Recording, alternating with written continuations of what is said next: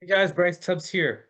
I just got off a coaching call with one of the students, and the question that she asked me, because she just got started working with me, was what happens if I don't sign up the client right away? Okay, I'm just going to give you a four-step process and four stages of follow-up that we like to utilize in order for you to be able to get clients to sign up with you a lot faster and really cut down on the number of people who are ghosting you every single month, year, and decade. So let's kind of dive into this thing.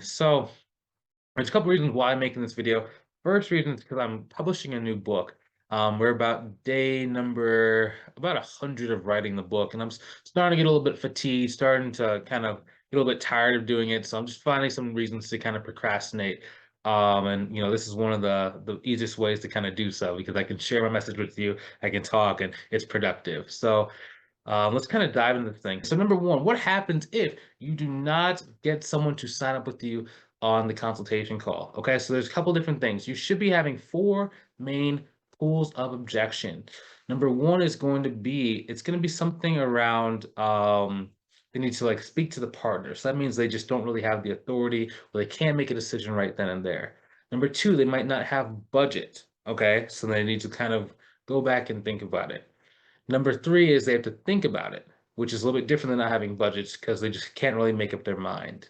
Then number four is generally going to be like a smoke screen, okay? And that's going to be like shifting things and shifting reasons why they can't quite commit to it right now, or XYZ, blah, blah, blah, blah, blah, blah, blah, blah, blah. Even that might come across as like timing, like they don't have enough time to do it, right? That's generally going to be a smoke screen for one of the other three.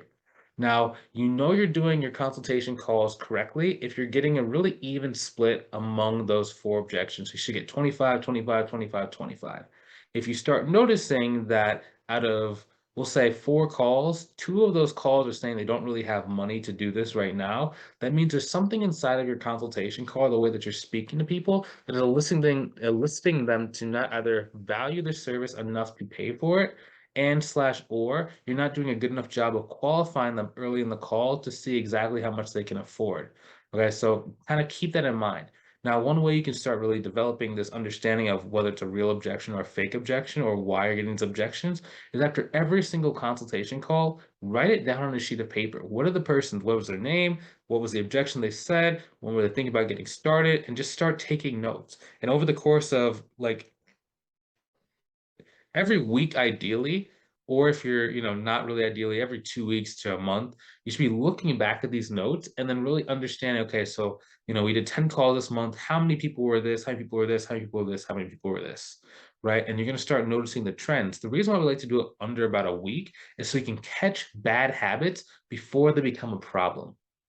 Right. So whenever I work with someone inside the mentorship program, the first thing I tell them to do is to send me a copy or recording of a call they did with a potential client. The reason why we do that is because I can look at someone's call, listen to it, and I can say, okay, this is where you kind of made this mistake. For example, James was having trouble because he had 15 calls with a certain type of partner, and they were going to subcontract out work to him. And he went 0 for 15, which is kind of weird because James had $11,000 a month. He knows how to sell. Right. So I said, okay, so send me the recordings that you sent that you were doing, right? So whenever he speaks to a client, have him to record all their calls, they can send it to me. He sent it to me, and I said, looked, I was like, oh, dude, change your wording here. Like what, like don't like there was a specific thing that he was saying that was causing them to not really want to do the activity or subcontracting that he wanted. Instead, they wanted to refer clients to him. So he's made that switch. He literally went 2 for 2 after that switch was made, right? Because it just takes a little bit of time for you to just like hear what's going on, see your mistakes, see it from like a third party or an objective point of view, and then we just make that switch, and then you get the result. And it was ridiculous how fast it worked. He just hit me like, "Hey, it worked." I was like, oh. I wish you would have sent me those calls earlier so we could have seen that a lot faster, right? But you live and you learn. All that to say is you got to start really tracking your calls. Like for me, I didn't start growing my accounting firm until I started really having someone sit with me and listen to my calls to see like where was I losing people? What was causing them to say like no? What was causing them to not sign up with me? And then once I like started figuring that out, I started doing that very consistently, then it made it really easy for me to grow my business. And then growing was very consistent from that point. Okay, so that's how you can start diagnosing like which one is which and what are the real problems that you're facing.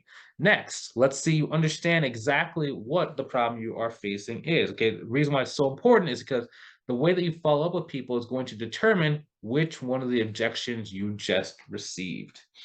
So, what I mean by that is number one, if you got a speak to partner, don't have budget, they're waiting for a loan slash grant. These are called logistic types. So if that's you, I'll see you on the call. If you're not quite ready, that's a-okay too. I'll just see you inside of the next video. Take it easy. Talk to you soon. My name is Bryce Tubbs, and grateful that you watched this. Take it easy.